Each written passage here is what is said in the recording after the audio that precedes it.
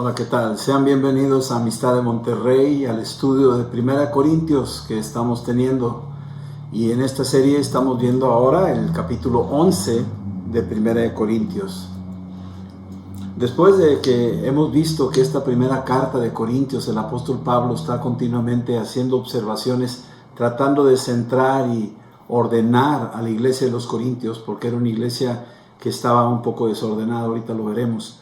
Estas pequeñas enseñanzas que va poco a poco cerrándoles el paso a que traten de alinear sus corazones a un caminar con Cristo. En el capítulo 11, el apóstol Pablo entra en una temática muy interesante. Voy a tratar de dividirlo en 7 aspectos para poder escudriñar cada una de estas áreas, a ver si nos da el tiempo para verlo. En el capítulo 11, versículo 1, dice aquí el apóstol Pablo: sed imitadores de mí, así como yo de Cristo.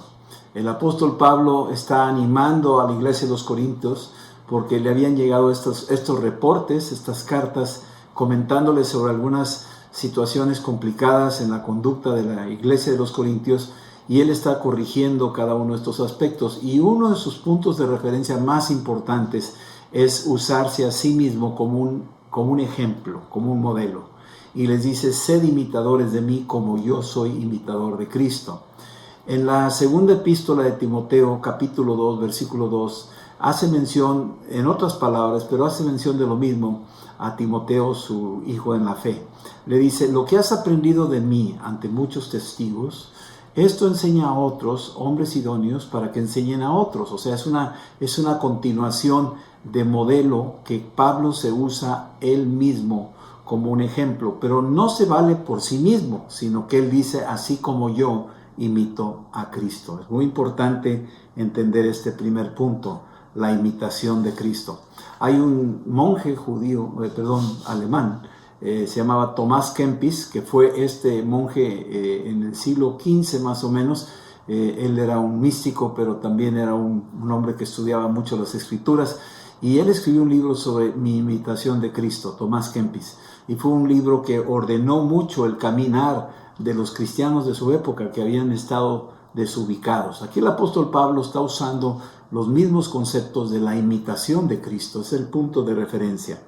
Segundo aspecto, en el versículo 2, dice aquí: os alabo, hermanos, porque en todo os acordáis de mí y retenéis las instrucciones tal como os la he entregado.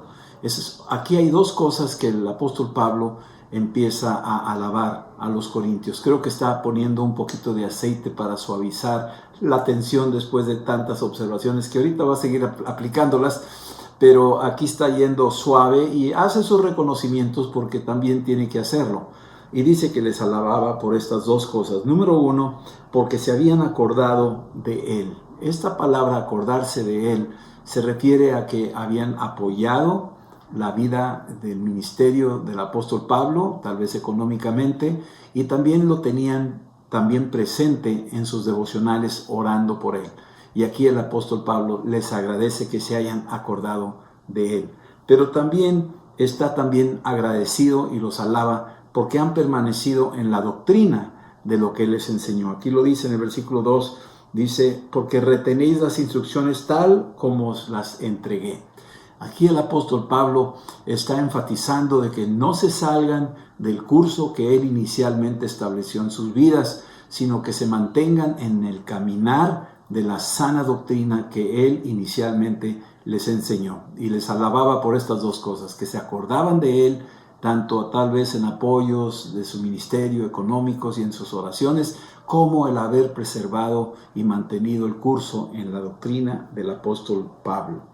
En el versículo 3, aquí ahora empieza el apóstol Pablo a definir algunas de sus preocupaciones que él ve en la iglesia de los Corintios, especialmente en una de las líneas que son la línea de autoridad. Aquí había un problema en cuanto a la obediencia, a la sujeción, al reconocimiento, quién era el que tenía la autoridad, desde la estructura de la familia hasta la estructura de la iglesia. Y aquí dice una de sus preocupaciones, hablando de la línea de autoridad, dice aquí en el versículo 3, dice: porque quiero que sepan que Cristo es la cabeza de todo varón, y el varón es la cabeza de la mujer, y Dios la cabeza de Cristo. El apóstol Pablo está mencionando una jerarquía establecida. No está diciendo que Cristo es menor que Dios, para nada. Está poniendo solo las cosas en proporción. Es como decir que el hombre es superior a la mujer, para nada. Los dos tienen igual valor delante de los ojos de Dios. Sin embargo, hay una posición establecida por la sabiduría de Dios que lo ha hecho de esa manera porque así lo estableció en su soberanía, en su deidad. Y entonces aquí establece algo muy importante para nosotros comprenderlo. Dice, quiero que sepan que Cristo es la cabeza de todo varón. Es que tenemos una autoridad espiritual que nos cubre, y aquí hablaríamos de una palabra que pues es poco común, tal vez en la Biblia no se menciona tal cual como cobertura, pero es importante entender que hay una cobertura sobre la autoridad del varón, y Cristo es esa cobertura. Él pone una cobertura sobre el varón, y ahorita lo vamos a entender por qué. Cristo es la cabeza de todo varón, y el varón es cabeza de la mujer. Es una cobertura. Y cuando hablamos de cobertura, imagínense como un paraguas de protección, que está tratando de proteger aquello que está debajo. Está tratando de mantener una protección, y esto es algo muy importante. Cristo mantiene una protección espiritual sobre todo varón, y el varón mantiene una protección espiritual sobre la mujer. Y la mujer dice aquí después, y Dios es la cabeza de Cristo. Dios es el que está totalmente en soberanía junto con su Hijo Jesucristo, pero están en unas posiciones que las ha dejado a propósito para entender el misterio de este concepto que conocemos como la Trinidad. Es un misterio para nosotros. Sin embargo, Cristo está reconociendo al Padre como una autoridad sobre su vida. Y dice en varios pasos ahí en el libro de Juan que Él no hacía nada si primero no consultaba con el Padre. Si Él no hacía nada si Él primero no veía al Padre hacerlo. O sea, hablaba de una continua comunión, una conexión continua, indispensable. Y eso habla del cuerpo humano. Mi cuerpo no se mueve por un lado y mi cabeza por otro, sino trabajamos en armonía. Y el cuerpo se somete a la cabeza, pero la cabeza está en control y recibe los beneficios del cuerpo. Es más o menos el mismo misterio del diseño o de la forma en que Dios determinó las cosas.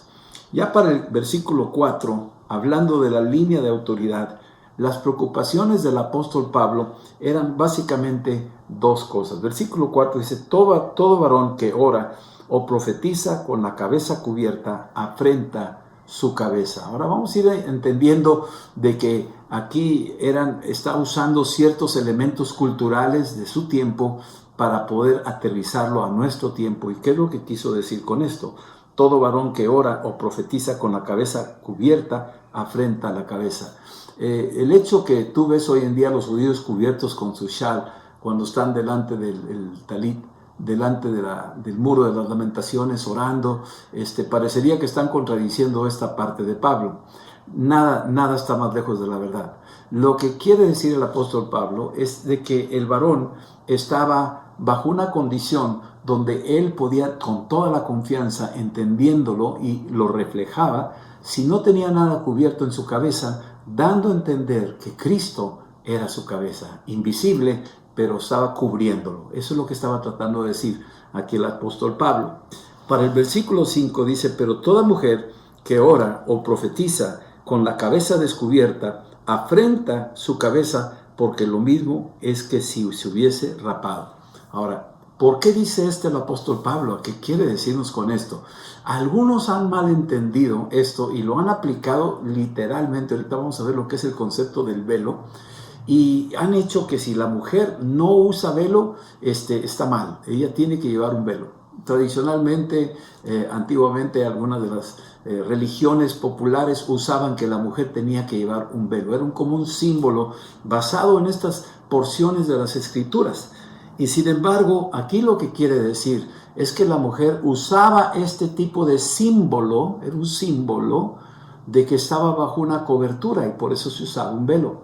Todavía en algunas de las líneas cristianas, las ortodoxas, algunas griegas ortodoxas o ruso ortodoxas, usan velo en algunos puntos. La Iglesia Católica hubo un tiempo que usaron los velos las mujeres, mandando una señal de que estaban bajo una cobertura. El velo no tiene mucho que ver con la cobertura, era solamente un aviso alrededor de que estaba bajo esta cobertura, ¿sí? Y dice aquí que era lo mismo que si se hubiese rapado. O sea, antiguamente, en los tiempos del apóstol Pablo, estamos viendo algunos de los problemas de su época.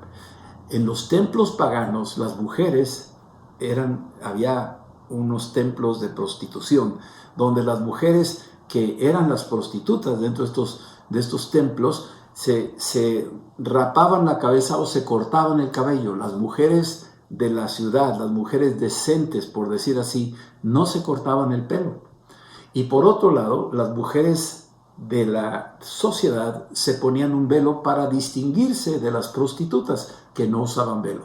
Entonces, una mujer que andaba en la calle sin velo era una mujer que mandaba una señal que estaba disponible para prostitución. Pero las mujeres, para protegerse con esa identificación, se cubrían la cabeza con un velo y así las podían distinguir quiénes eran quién. Hoy en día en algunas partes de África, por ejemplo, las mujeres de algunas sociedades africanas se cubren el pecho. Las prostitutas harían eso. Pero hay otras dentro de la sociedad africana, en estos grupos tribales, donde no se cubren. ¿Por qué? Porque las que se cubren tienen el dinero para cubrirse, son prostitutas. Y las que no se cubren no tienen el dinero para cubrirse. Esas son mujeres decentes. Algunos misioneros han luchado mucho para entender esto y algunos han forzado a las mujeres que se cubran, pero los maridos no quieren porque las pueden confundir con prostitutas. Entonces, esto es cultural, hay que entenderlo. Cada sociedad tiene diferentes modalidades y diferentes formas de interpretar. Sin embargo, doctrinalmente no es algo fuera de lo correcto. Déjame poner un ejemplo. Hay cosas bíblicas que son obligatorias que tenemos que hacer, que dejó bien claras Jesucristo. Por ejemplo, el bautismo, la Santa Cena. Son cosas que son obligatorias, son básicas para la fe cristiana. Pero lavar los pies no es doctrinalmente básico, indispensable. Lo enseñaron en los evangelios, pero no lo practicó la iglesia del primer siglo. Ni tampoco lo dejó aclarado como dentro de las epístolas doctrinales del apóstol Pablo. Por lo tanto, no se practica el lavar pies como si fuera una práctica indispensable. Sin embargo, por ejemplo, el bautismo en agua por inmersión era enseñado en los evangelios. Fue practicado en el libro de los Hechos. Y el apóstol Pablo hace mención de ello y enseñando la doctrina al respecto de eso en sus epístolas. Estas tres cosas hacen que aquella práctica sea algo que sí es necesario para la iglesia cristiana de nuestros tiempos. Pero hay ciertas cosas que no lo son y esas cosas no las tenemos por qué forzar. Por ejemplo, el uso del velo o el uso de alguna señal de autoridad en la cabeza. Estas cosas no incurren porque en los evangelios no se mencionan, ni tampoco Cristo los enfatizó, ni en el libro de los Hechos se aplicaba. Solamente las epístolas del apóstol Pablo las menciona. Por lo tanto, no hay ese reforzamiento de las tres líneas, evangelios, libro de los Hechos y también las epístolas, que pudieran decir esto es básico y hay que hacerlo. Entonces, el hecho de usar velo o no usar velo no está dentro de una forma doctrinal. Algunas líneas cristianas han visto que esto es básico y se tiene que enfatizar y se impone sobre las personas. Y entonces vemos en algún momento dado, dentro de lo que son las diferentes expresiones del cristianismo, algunos grupos que practican el uso del velo, pero no es obligatorio, no es fundamental. El apóstol Pablo aquí lo está mencionando. Entonces déjame seguir leyendo. Dice aquí versículo 6, porque si la mujer no se cubre, sí, que se corte también el cabello. Y si le es vergonzoso a la mujer cortarse el cabello, pues que también que se rape. O sea, aquí está dando el apóstol Pablo a entender, dentro de la cultura de su tiempo, que si no se cubría, estaba exponiéndose a que pudieran malinterpretar quién es esa mujer, qué tipo de trascendencia o trasfondo tiene esa mujer. Y entonces el apóstol Pablo dice, pues que se rape, o sea, que se corte el cabello. Las que se cortaban el cabello eran las prostitutas. Y entonces las ponía en una situación, entonces como que bajo la condición de ese tiempo sí era importante, culturalmente hablando, que sí usaran una señal de autoridad sobre sus vidas. Hoy en día lo vemos en algunas culturas de aquí mismo, en las diferentes tribus mexicanas o en algunas partes del mundo. Hay algunos lugares donde les dan cierta importancia para expresar de que esta persona es una doncella virgen, que no se ha casado, está en soltería, esta es una doncella, esta es una mujer viuda por el tipo de vestimento que trae, etc. Entonces la ropa también tenía algo que anunciar a los que estaban alrededor. Versículo 7, porque el varón no debe de cubrir la cabeza, pues él es imagen y gloria de Dios, pero la mujer es gloria del varón. Entonces, estoy insistiendo en esto porque es muy importante que todo esto es cultural. El apóstol Pablo está mencionándolo. Si tú vas a la primera de Timoteo, en el capítulo 2, tú vas a ver que en la primera de Timoteo, el apóstol Pablo hace mención también de estas cosas y chocan. Muchos han sentido que Pablo es un anti-mujer, o sea, es enemigo de las mujeres en cuanto a sus formas de tratar a la mujer. Pero estamos hablando de la época en la que él estaba viviendo. Hay cosas culturales. Hay que recordar que había mucho paganismo en los tiempos de Pablo, donde todo lo que era la doctrina griega o la doctrina de Roma estaba ahí metida y era parte de su forma de pensar. Falta comprender muchos aspectos que no están ahorita al alcance para poder entender con detalle toda la cultura de su tiempo.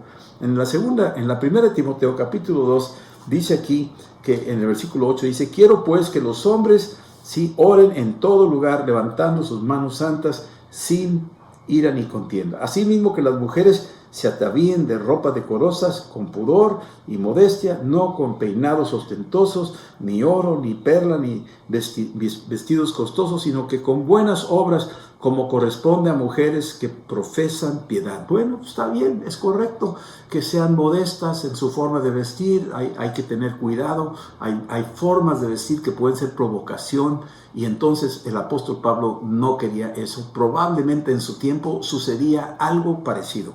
Versículo 12, porque no permito a la mujer enseñar ni ejercer dominio sobre el hombre, sino estar en silencio. En aquel entonces, culturalmente hablando, muy probablemente la cultura era más bien un tipo de matriarcado, donde la mujer tenía una preponderancia. Hoy en día lo estamos viendo con los movimientos feministas y todo lo demás, no quiero exagerar, pero es muy probable que haya esa idea. Y entonces la mujer tomaba una preponderancia sobre el hombre, y entonces el hombre quedaba atrás y a la mujer se le daba mucho, y había un espíritu de Jezabel realmente que estaba operando en la iglesia, y el apóstol Pablo no quería que entrara eso de esa manera. Estábamos mandando una señal equivocada. La señal era que el hombre era cabeza de la mujer, y la mujer estaba bajo esa sujeción y tenía que honrar esa autoridad. Así que volviendo a 1 Corintios capítulo 11, en el tiempo del apóstol Pablo vemos este tipo de cosas que realmente hay que entenderlas, son culturales y están dentro del concepto de su tiempo, y que así eran, en algún momento dado así se les consideraba. No perdemos de vista que la mujer también tiene que mantener esa sumisión, esa sujeción a la autoridad, pero el varón tiene que ocupar su posición de autoridad como merece. O sea, si el varón no ocupa su lugar de autoridad, la mujer va a ocupar la posición que le hace falta una autoridad, y si el hombre no ocupa su autoridad, la mujer lo va a tomar. Y eso sucede en muchos lugares, aún hoy en tiempo, y eso hay que estar aclarados. Entonces, el varón tiene que entender su responsabilidad de una cobertura para la esposa, y la mujer tiene que entender que ella está protegiendo en algún momento dado la autoridad del marido.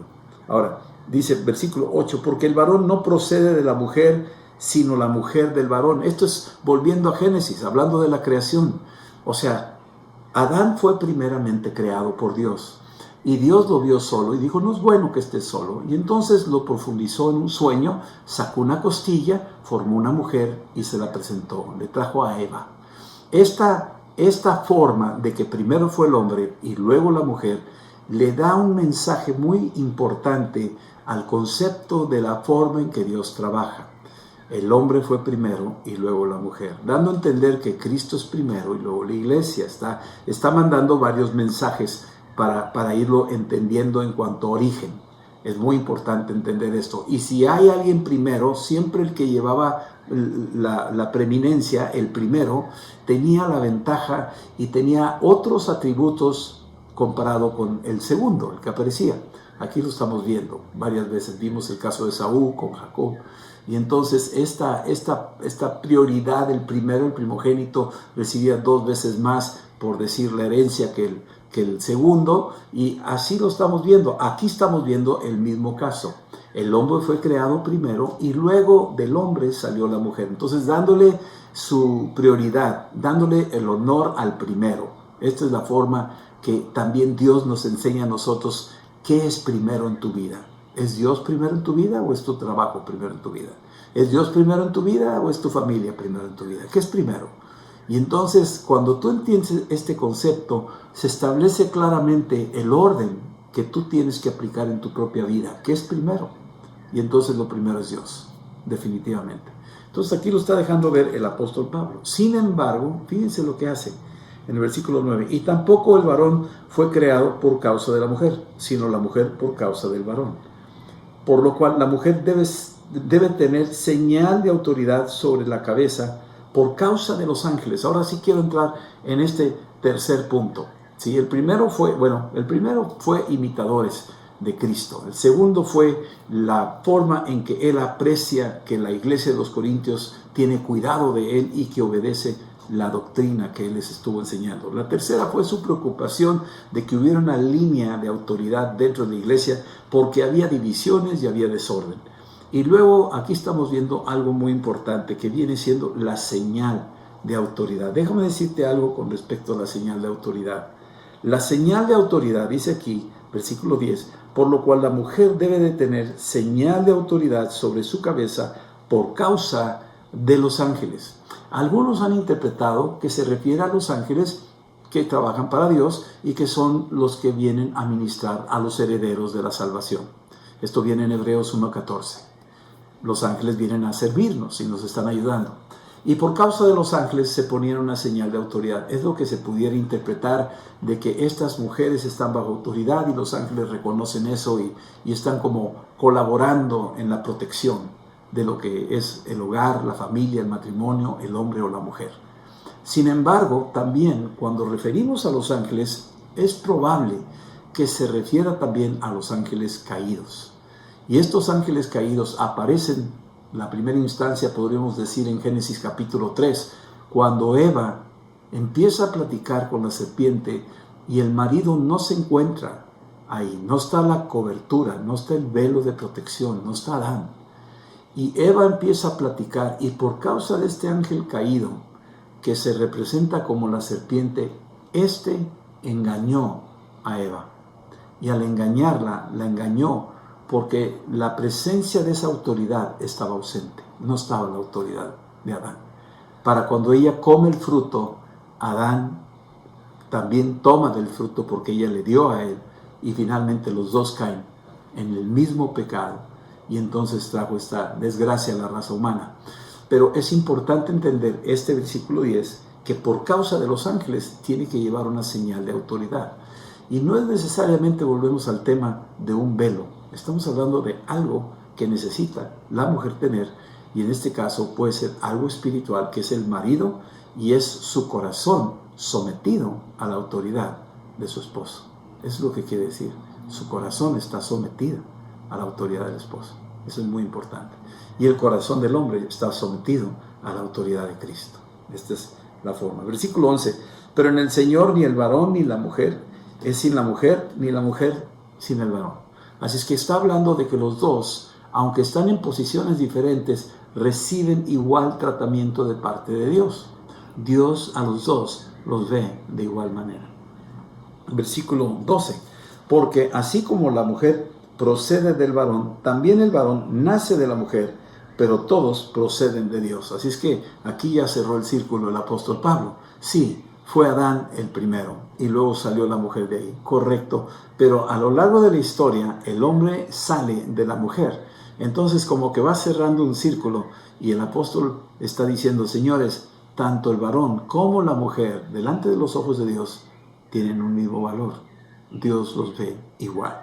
Esa es la forma en que está diciéndolo aquí el apóstol Pablo. ¿Sí? Versículo 13. Juzgad ustedes mismos. ¿Es propio que la mujer ore a Dios sin cubrirse la cabeza? O sea, está hablando tal vez en su tiempo, culturalmente hablando, que tenía que tener una cobertura, un velo para orar delante de Dios. No hay ningún problema, lo vimos ahorita en la primera de Timoteo capítulo 2, que el apóstol Pablo enfatiza que la mujer tiene que tener esa cobertura del marido, no puede hablar sola, sino que tiene que tener esa cobertura. Bueno, aquí el apóstol Pablo sí está mencionándolo para ese tiempo y para esa iglesia en particular, y sin embargo no es que se tiene que aplicar a nuestros tiempos que la mujer tiene que llevar un velo, sino que está hablando de que la mujer tiene que entender que su autoridad debe de ser y siempre reconocer la cobertura que Dios le ha dado a través de su esposo. Si es una doncella o una mujer soltera o una viuda, su autoridad pues va a ser ahí, en este caso el pastor o los pastores que están cubriendo la iglesia, tienen una función también de una cobertura. Es muy importante porque la mujer es muy sensible y a veces oye las cosas espirituales. Recuerden que fue la última que creó Dios y por lo mismo tenía esa habilidad de hablar con esta serpiente en el huerto. Y entonces, si no tiene esa cobertura, es mayor el riesgo y es muy peligroso espiritualmente hablando. Por eso la mujer necesita someterse. Es muy fácil que la mujer sea profetisa. Las mujeres tienden a ser sensibles espiritualmente y percibir cosas espirituales. La esposa de Poncio Pilato vio cosas espirituales y le aconsejó a Poncio Pilato de no tener nada que ver con ese justo, que era Jesucristo, que ya iba a ir a la cruz. Y vemos estos ejemplos donde la mujer tiene una posición de una sensibilidad espiritual, pero por lo mismo necesita esa cobertura. Yo siempre lo pongo como un tablero de protección en un teclado. El teclado tiene una coraza dura de protección y abajo están los circuitos, los sensores. Y esos son los que hacen que funcione todo el piano. Pero si no tiene esa cobertura, viene la humedad, viene el polvo y se estropea todo el teclado. Así es que tenemos que entender que hay una función muy importante aquí. Muy bien, versículo 17. Vamos adelantito leyéndolo. Sí. Hablando del cabello, la naturaleza misma nos enseña que el varón le es deshonroso dejarse el cabello largo. En ese tiempo, ¿verdad? Dejarse el cabello largo. Hoy en día vemos personas, hombres con el cabello largo. Socialmente hablando, culturalmente hablando, no es problema. No estamos ofendiendo a Dios con eso. Y la mujer también se ha cortado el pelo y ya no está hablando de una cosa equivocada. Es solamente la parte de la moda, de la cultura en la que estamos viviendo y estamos ajustándolo. Hay que entender que lo que se está refiriendo más que todo es al corazón del hombre, la actitud del corazón del hombre. Eso es lo más importante, ¿sí? Entonces, versículo 15. Por el contrario, a la mujer dejarse crecer el cabello le es honroso, porque en lugar de velo le es dado el cabello. Así es que los que insisten que se tienen que poner velo, pues yo les he parado el alto y les digo, ¿sabes qué? Deja que se crezca el cabello y con el cabello es más que suficiente que un velo. ¿Para qué imponerle un velo de tela? Deja que el cabello le crezca. Si tú eres muy dado a que tiene que tener una señal de autoridad. La señal de autoridad es su corazón, sometida a la autoridad de su esposo. Y el esposo asume su responsabilidad de cobertura espiritual para su esposa. Con todo eso, si alguno quiere ser contencioso, nosotros no tenemos por costumbre hacerlo, ni las iglesias de Dios. Por lo tanto, el apóstol Pablo no quiere entrar en contención, no quiere entrar en discusión. Creo que deja entrever algo para los siglos venideros, que iba a haber este tipo de contenciones y de argumentos y comentarios y discusiones. Y el apóstol Pablo dice, yo no voy a entrar en contenciones al respecto de este tema. Versículo 17. Sí. Pero al anunciaros esto que sigue, no les alabo porque no se congregan para lo mejor, sino para lo peor. Aquí está el apóstol Pablo mencionando algo que le preocupa mucho. Se están juntando unas convivencias en un falso ágape. Si se están juntando para lo peor en vez de para lo mejor.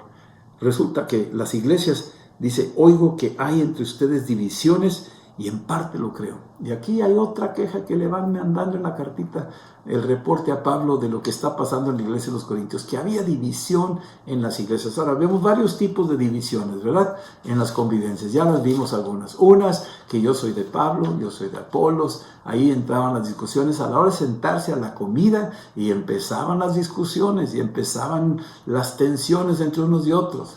Y entonces ahí había que tener mucha sabiduría. Supuestamente eran ágapes, eran reuniones de convivencia donde pudieran intercambiar y comer juntos y todo lo demás, pero ahí dice, sé que ha habido divisiones y en parte lo creo. Yo sé, conociendo su naturaleza, conociendo su historial que he estado viendo ya en estos últimos 10 capítulos, me doy cuenta que sí hay algo de verdad, que son un poquito contenciosos ustedes, están continuamente en lucha en diferentes cosas y yo quiero apaciguar esas divisiones. No es bueno tener esas divisiones.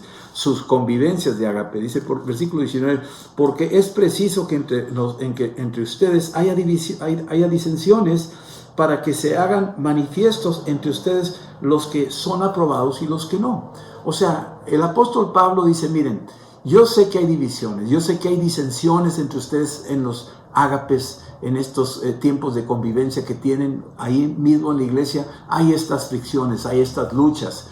Pero en estas luchas va a aflorar el que tiene la verdad. Y el que tiene la verdad siempre trabaja con amor, con prudencia, con paciencia, con mansedumbre. Y esos son los aprobados. Los que no son aprobados son orgullosos, se oponen, se obstinan, resisten, critican, atacan y finalmente se tienen que ir. Y esos son los que no son aprobados dentro de la iglesia. ¿Sí? Versículo 20. Dice, pues, si os reunís, esto no es comer la cena del Señor. Déjame explicar. Para ellos habían como malinterpretado lo que era la Santa Cena. Se reunían y había una tensión tremenda entre ellos. Había una tensión. Y el apóstol Pablo decía, no, pues es la cena del Señor. En medio de unas disensiones, en medio de las discusiones, en medio de los pleitos, pero estaban todos comiendo la Santa Cena. Y como que había caído en un ritual un poco fuera de lugar, diríamos. Ni tampoco, sino a lo mejor era bastante serio. Y el apóstol Pablo, eso no es la cena del Señor, la Santa Cena. De hecho, la Santa Cena era una sola vez al año. Y ahora la estaban practicando sistemáticamente y como que ya había caído en un choteo, en algo que realmente no tenía ningún valor, sino que era como cualquier comida. Y Pablo dice, no señores, la Santa Cena es algo serio. Ustedes tienen que entender, ahorita lo vamos a ver. Y entonces dice aquí, versículo 21, porque al comer cada uno se adelanta a tomar su propia cena y uno tiene hambre y el otro se embriaga. Así es que a la hora de juntarse, pues unos traían mucha comida porque tenían el dinero y otros no tenían ni qué comer, traían poquito. Y entonces el que tenía mucha comida se lo comía. Culturalmente era normal, socialmente era normal. El que tenía más podía sobre el que tenía menos. También a veces pasa eso en nuestro tiempo. El que no tiene, pues nomás se queda viendo.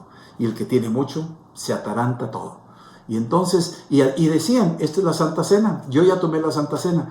Sin ti o contigo, no importa. Y era la actitud. Y entonces el apóstol Pablo dice, están equivocados, ¿eh? Así no es la Santa Cena. Una cosa es comer normal, para comer diariamente. Y otra cosa es la Santa Cena. Es una solemnidad. Y tú tienes que entender, es una cosa por otra. Como la Santa Cena era partir el pan y tomar la copa de vino, para ellos comer mucho pan o poco pan, bueno, es una cosa, y tomarse 1, 2 o 3 copas para la Santa Cena ya era, y eso estaban perdiendo de vista el objetivo. Hoy en día tenemos un pedacito de pan y una copita chiquita para distinguir entre lo que es una cena normal y la cena del Señor. Eso era la forma en que estaba el apóstol Pablo explicando y ubicando a la iglesia de los Corintios, que estaban en algunas situaciones ahí con una falsa coinonía. No era realmente una convivencia sana, ¿sí? Eran egoístas. Bueno, y aquí más adelante, versículo 22, pues ¿qué? ¿No tenéis casa para que comáis y bebáis? ¿O menospreciáis la iglesia de Dios y avergonzáis a los que no tienen nada? ¿Qué diré de ustedes? ¿Os alabaré? No los voy a alabar. El apóstol Pablo estaba muy incómodo como la forma que lo estaban haciendo, porque él tenía la revelación de lo que era la Santa Cena. Él sí tenía un entendimiento. Y esto es importante para la iglesia de hoy en día, que nosotros tengamos un entendimiento. ¿Qué es la Santa Cena? ¿Qué es lo que estamos recordando y celebrando? Bien, versículo 23 lo empieza a aclarar. Y dice, porque yo recibí del Señor lo que también les he enseñado, que el Señor Jesús, la noche que fue entregado, tomó pan. Así es que el apóstol Pablo recibió una revelación del Señor de lo que era la Santa Cena. Recibió una revelación de cómo funciona la Santa Cena. Ahora recordemos, el apóstol Pablo era judío, celebraba la Pascua. Esa noche en que el Señor fue entregado, esa noche era noche de Pascua. Y en esa noche partió el pan. Y empieza a haber una relación entre el evento de la Pascua con la Santa Cena. Aquí hay una conexión. Muchos han querido desmembrar la conexión de la Pascua con la Santa Cena. No podemos hacer eso. La Santa Cena es un recordatorio de aquel cordero que fue inmolado y derramó su sangre para darnos vida. Es un memorial. Es lo que es la Pascua judía. Se quedó dentro del cuerpo de Cristo como cristianos, pero ahora en lo que es la nueva dispensación. Es una nueva explicación, la forma que le da más luz a lo que estamos haciendo. Ya no era un cordero, un animalito sacrificado, era Cristo mismo el que iba a ser sacrificado. Ya no era Cristo ahora entre nosotros, sino el pan que se rompía, éramos recordatorios de él. Versículo que sigue, versículo 24, y habiendo dado gracias, lo partió y dijo, tomen y coman, este es mi cuerpo que por ustedes es partido, hagan esto en memoria de mí. Así es que Cristo está vivo, no se ha cortado ni un brazo, no ha habido nada de derramamiento de sangre, todavía son unas 12 horas o más antes de que fuera a la cruz, y Jesús está ahí delante de ellos y les está diciendo, señores, ahora vamos a ver desde otro punto de vista lo que es la Pascua, lo que es esto, y esta es la Santa Cena, y la instituye de una manera nueva y fresca. Toma el pan, que era un pan de ácimos, y lo quiebra delante de ellos, y les dice, así soy yo, me voy a quebrar por ustedes en unas pocas horas, me van a ver en la cruz, tomen este pan, este es mi cuerpo, esto es lo que va a pasarme, y lo quebró delante de ellos, y los están tomando. Un pan de ácimos sin levadura, es Cristo sin pecado. Versículo que sigue, versículo 25. Asimismo tomó también la copa después de haber cenado, diciendo, esta copa es el nuevo pacto en mi sangre. Haced esto todas las veces que la bebiereis en memoria de mí. Todo esto es en memoria de Cristo. Entonces toma esa copa que es extracto de jugo de uva, de uvas aplastadas, y está diciendo, esta copa es lo que Jeremías 31 decía, que voy a hacer un nuevo pacto con ustedes. Este pacto lo voy a hacer en sus corazones. Y toma esa copa y la reparte y dice, esta es mi sangre. Así va a ser derramada. Yo voy a ser aplastado en la cruz como una uva. Y salió sangre y luego agua de su costado. Y entonces esa memoria de Cristo, el pan de ácimos que se fragmentaba, a la hora de hacer poca presión se quebró. Y es un pan sin levadura. Y luego la uva, el vino que venía siendo aplastado por los pies que hacían en los lagares. Y salía este vino. Y Jesús dice, estos dos elementos hablan de mi cuerpo y de mi sangre. Cada vez que los tomen, hagan memoria de mí. Ya se tomaban desde la Pascua, pero ahora en esta nueva dispensación, Cristo está dándole un sentido totalmente nuevo y fresco para que comprendieran que eso era un memorial de la muerte de Cristo Jesús por nuestros pecados, y se tenía que tomar con esa solemnidad. Versículo 26. Así pues, todas las veces que comiereis este pan y bebiereis esta copa, la muerte del Señor anunciáis hasta que Él venga. Así es que esta celebración es para anunciar la muerte y el retorno de Cristo hasta que Él venga. Va a venir Cristo, murió por nosotros, lavó nuestros pecados. Esto es lo que tenemos que hacer. Sin embargo, estamos viendo que los corintios no lo estaban viendo así. Era una comida como cualquier otra y la revolvían y le llamaban como la Santa Cena, y no era Santa Cena, y estaban divididos. Tú comes por allá, tú no trajiste que comer, yo sí, yo tomo 2, 3 copas para la Santa Cena, tú no. O sea, había un desorden. Y el apóstol Pablo está muy molesto. Dicen, señores, están equivocados y están jugando con fuego, porque esto no se trata así. La Santa Cena es solemne, es sagrada. Entonces, en el versículo 27, de manera que cualquiera que comiera este pan o bebiera esta copa del Señor indignamente será culpable del cuerpo y de la sangre del Señor. Si se come indignamente, entonces se le viene encima este sentimiento de culpa, esta culpa. Ahora sí que por causa de los ángeles se abre a un espacio espiritual donde Dios no está contento y lo va a poner en orden. Él va a ordenar esto. Y versículo que sigue, por lo tanto, versículo 28, pruébese cada uno a sí mismo y coma así del pan y beba de la copa. Quiere decir que cada uno de nosotros tenemos que examinarnos. Tenemos que probarnos si somos dignos de tomar la Santa Cena. No puedes tomarla a la ligera. Si estás en adulterio, no tomes la Santa Cena, a menos de que te hayas arrepentido. Si estás metido en algún tipo de pecado, no la tomes, a menos de que te arrepientas y no lo vuelvas a hacer. Esta es la participación. Hay mucha gente que pasa al frente y toma la Santa Cena y sigue pecando. Y Dios dice, no se juega con eso. Tienes que examinar tu corazón. Salmo 51. Ahí el rey David dice, examíname, oh Dios, y ve que en mí no haya camino de perversidad. Está hablando de algo sumamente serio. La Santa Cena es algo serio y lo tenemos que tomar como tal. Examínese cada uno. Versículo 28, por lo tanto, pruébese cada uno a sí mismo y coma así del pan y beba de la copa. Porque el que come y bebe indignamente, segunda vez que lo dice, indignamente, sin discernir, tienes que discernir. Lo que quiere decir es que tienes que apreciar que esto, cuando quiebras el pan, tienes que apreciar que Cristo se sacrificó. Tienes que apreciarlo. Son elementos, pero tienen un valor profético. Algunos creen que la transustanciación no es por ahí. Es solamente reconocer que lo que estás haciendo es algo solemne.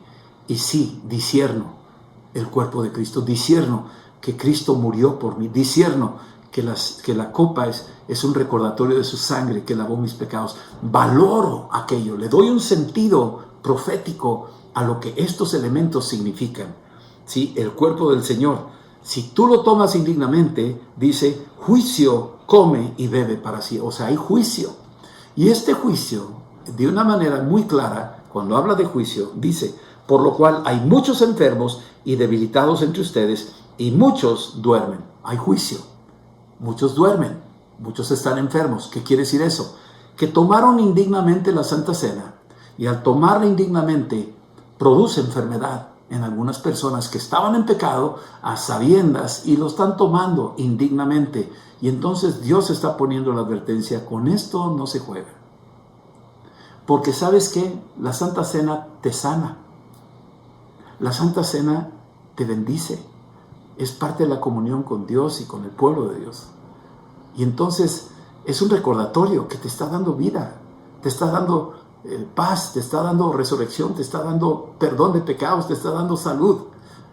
Y si tú lo usas burlonamente o así deshonestamente, entonces lo contrario sucede. No debemos de hacerlo. Es una advertencia. Es muy solemne esta escritura del apóstol Pablo, hablándole a los corintios.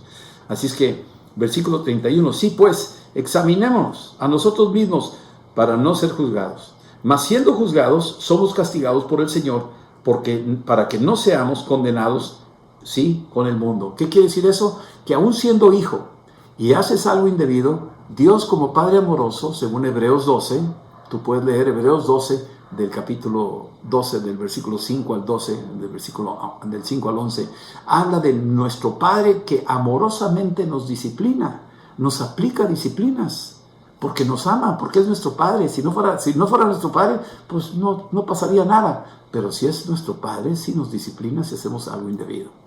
¿Sí? Entonces aquí lo dice, nos va a corregir, nos va a disciplinar, porque somos sus hijos. Si lo hacemos mal, nos corrige, nos aplica la disciplina. Es parte de su paternidad. ¿Sí?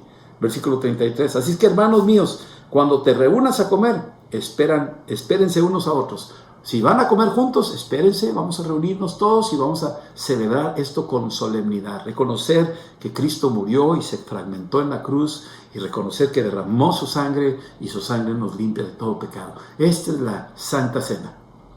Esto es lo que tenemos que hacer. No es una comida más, es la Santa Cena. Versículo 34. Si alguno tuviere hambre, coma en su casa, para que no se reúnan para juicio. Y las demás cosas las pondré en orden cuando yo venga. Así es que si tienes hambre, no vengas a comer a la Santa Cena. ahí no vas a comer.